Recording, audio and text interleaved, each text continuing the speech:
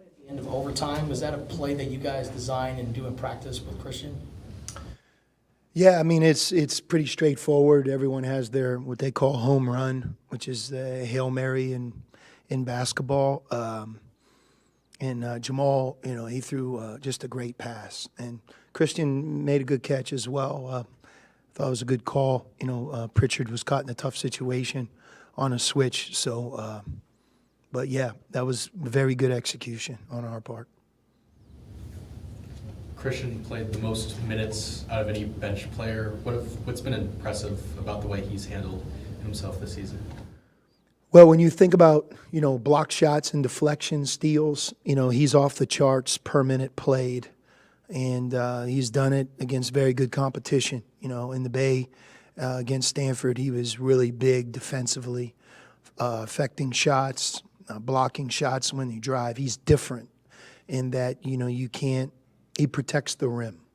And in addition to that, he has really good instincts in terms of, grabbing the ball with two hands, stealing it. And I think the other part is just for somebody who's 7 feet tall and a freshman, when he switches onto a guard, he might be the best overall front court player on our team in terms of how he can move his feet. It's one of the shots that Pritchard made against us was in front of Oregon's bench, and Christian was on him. But it was a great shot. You have to take your hat off to him because Christian contested it. He contested it with his full length, and Pritchard faded away and made the shot. But it wasn't because of the defense. So I think that's number one. And then offensively, he knows who he is. Christian really doesn't try to be anything other than a finisher. And he's done a good job of getting some key second shots and catching the ball and finishing. And but he's given us some really good depth off the bench on the front line. And I think the biggest part is kind of like a different look. Early in the year, when I was asked about Stone, I talked a lot about that he's just different than the rest of our forwards or front court players. He's very super skilled on the perimeter, and but yet he's physical. And we really like the dimension of him being in the game because he gave us more spacing, and he's a different matchup for the other team than the rest of the guys. I would say ditto for Christian in a different way, especially on defense. Curious, looking back at that last play in regulation too, when you had about 6 seconds or whatever, and then you got the fake handoff from Josh and drove around. Is that like too little time to go into Zeke on something like that? And granted, again, that play worked. I didn't know, do you have a cutoff in mind when you have a last minute situation? And because I know over the years when you've had a guy like Zeke, you like to go inside for a shot or a foul. And what's the criteria, I guess? At the end of the game, a drive is just really big. Most of the time the game's going to be won not on the first shot, but the second shot, as evidenced by what Oregon did to us. And you want to put your team in a position to, A, get a good shot. A drive a lot of times creates rotation.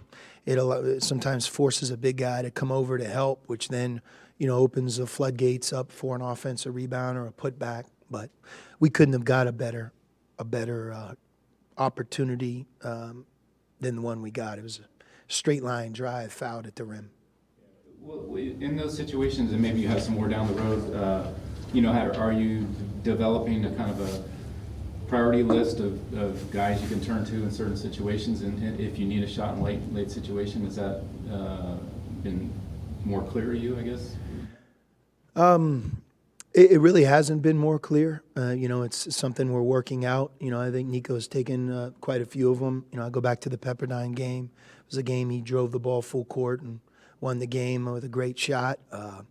We've had a couple of shots around the rim, and we haven't delivered. We just haven't delivered in those one possession games. I know sometimes, and coaching's a big part of that. Having a timeout. A number of times maybe we could have saved the timeout and come out after a timeout and, created maybe a more organized, better shot. Sometimes if you call a timeout, doesn't mean that the other team won't be equally as organized or switch defenses, sub a matchup that could be more favorable. Those are all things that happen on their end at a timeout. This time we did have a timeout. And, you want to develop confidence in your players. So, maybe our guys need a little more confidence. That falls on me. I mean, you want them to believe they're going to win at the end of the game. And we're going to continue to be hard at that part of coaching and that part of our practice that I'm going to give our guys the most confidence they can have so that when we're in those tight games that they feel like they can deliver. And, defensively is the same. We haven't always had the ball in the last play. You have to be able to get a big stop, make a key block, get a big defensive rebound. And those are also some things that have plagued us. And, that's why at the end, having a guy like Christian in that could really protect the rim, that's why we went with him.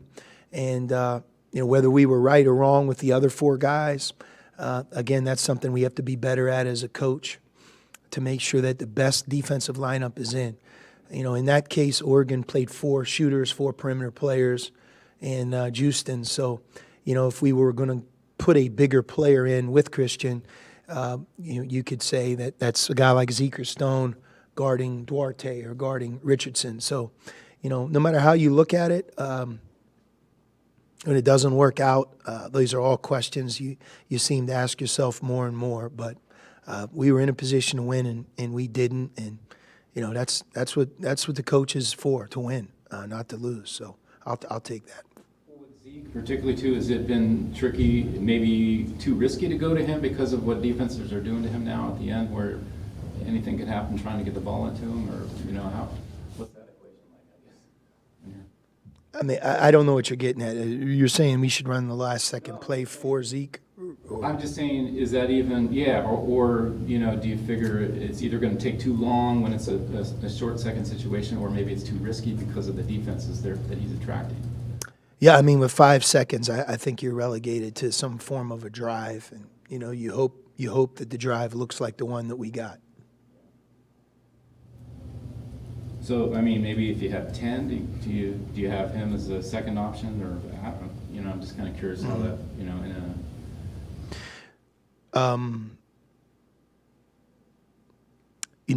I really believe in Zeke. He shoots 59% from the floor. I mean, he has a chance to be the Pac-12 Rookie of the Year.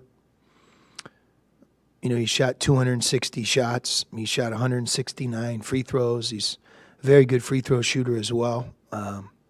If he misses his own shot, he leads us in offensive rebounds with 77.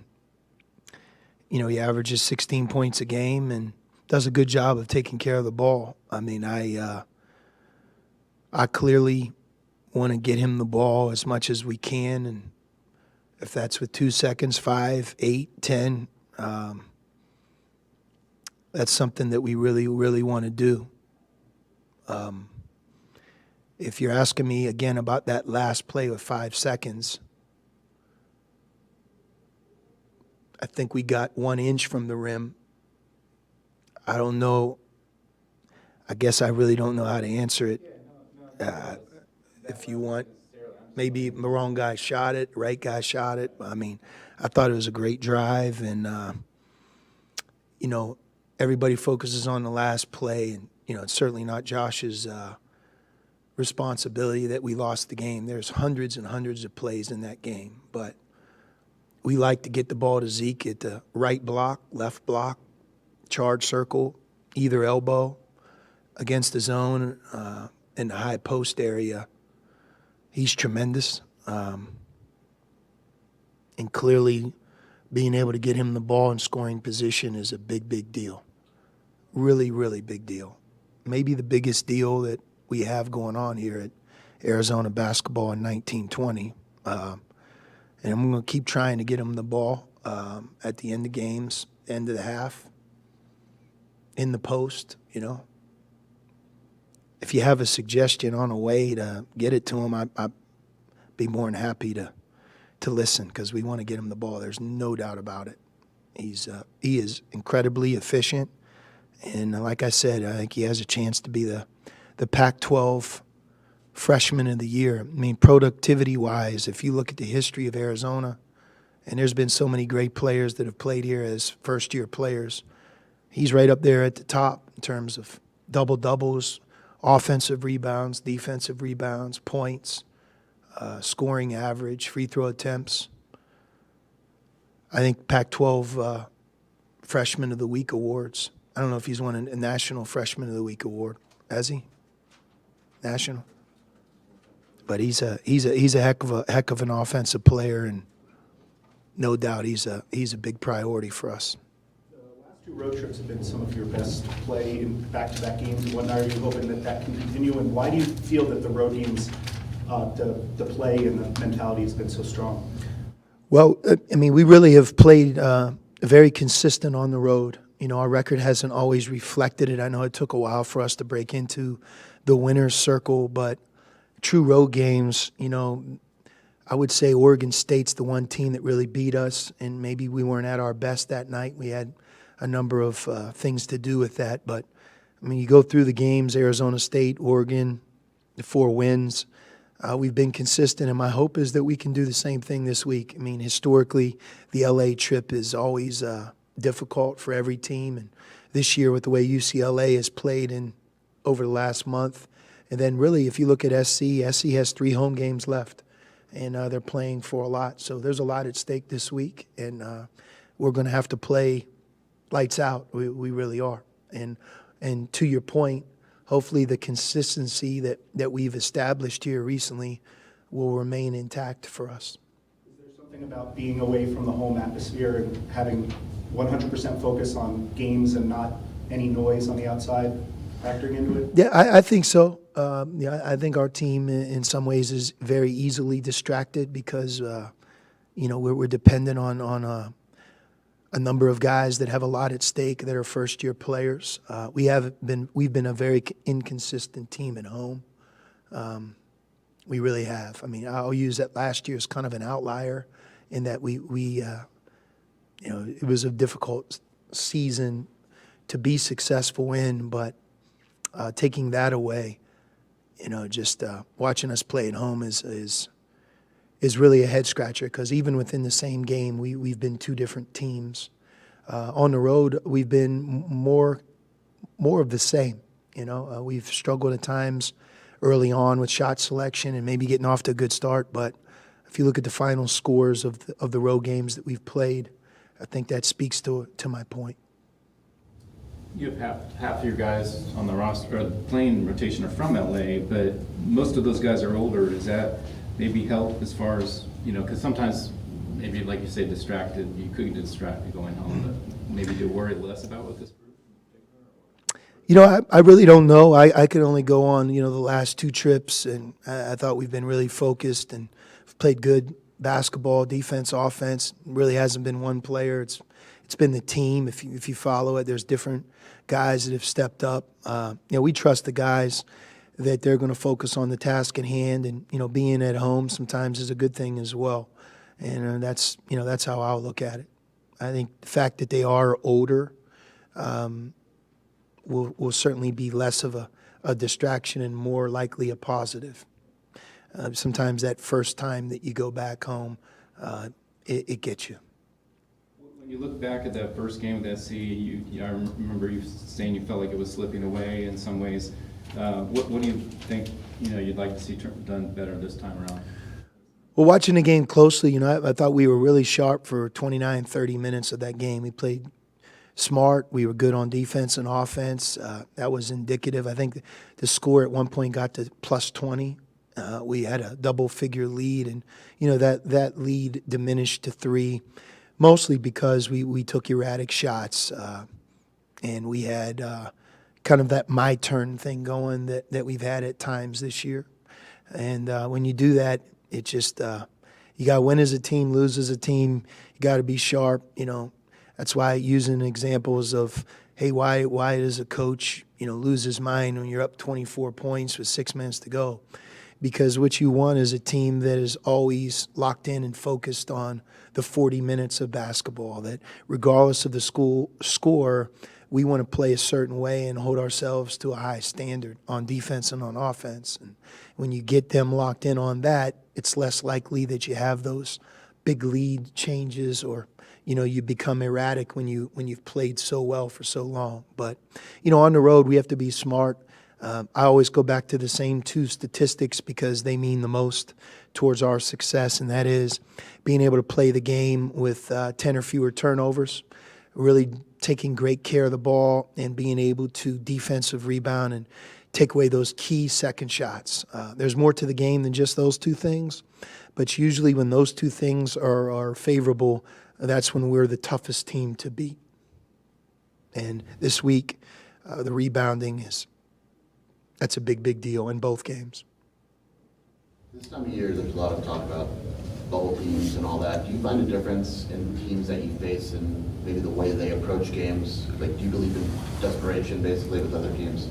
Yeah, no, we're in March Madness right now. That's what I talk about with our team.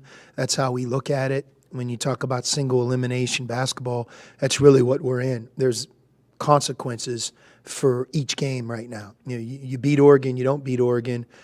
You can take that to 5 different things. First round bye versus not first round bye in the Pac-12 tournament. A chance to win the regular season Pac-12 conference, yes or no. Being able to put a loss on them, having a chance to make the tournament versus not. A seed in the tournament versus not. So that's where we're at. And right now, the two teams we're getting ready to play, they both have that sense of March Madness on their minds as well. They're playing for the same things that we are, and they're at home. In SC's case, I'm sure the narrative for them is, hey, we have 3 straight home games to finish this season. That's a luxury.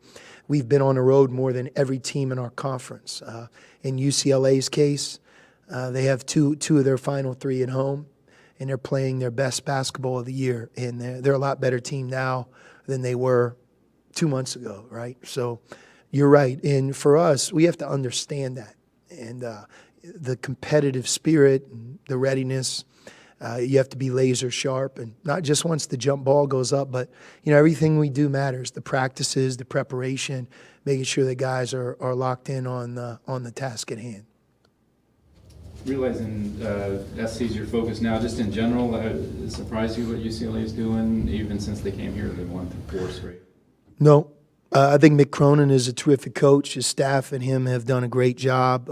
It always takes time when you first get to a place to establish your way, and clearly that's been the case at UCLA. It takes some time, but Mick, I'm very familiar with him, and he like Mark Fox, those guys, man, they have really done a great job. Kyle Smith, I've said it during the last month several times. Our first-year coaches in our league have done nothing but make the Pac-12 stronger and bolster it for our future.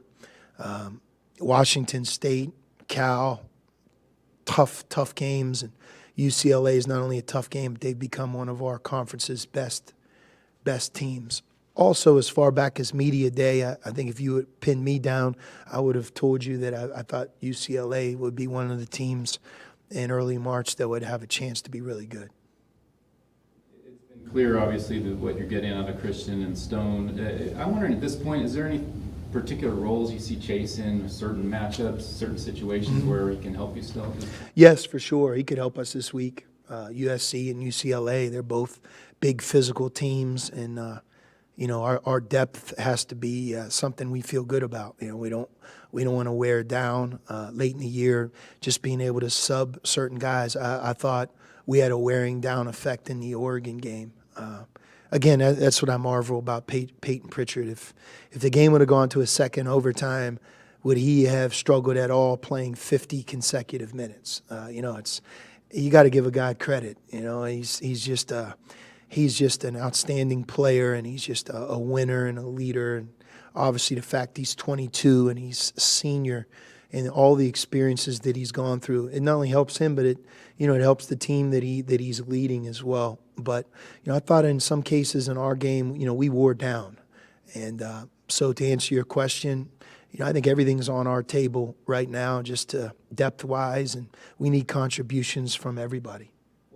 How's Chase been mentally? I mean, going from a starter, little back issues, to sometimes playing a very limited role or not? I mean, Chase is is a great kid, and he's a leader, and he's really smart.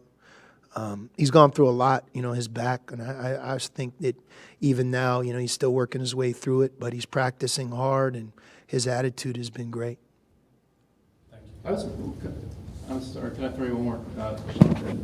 I think the news was breaking last week at this time, but I was just curious that your thought on that, if they do approve a one-time transfer exception where guys can play right away, and I thought maybe in your situation, maybe that's could be helpful because you have so much turnover a lot of times. Bruce, I would give you my opinion. I really don't have one. I really don't, It's for the guys in the NABC to answer.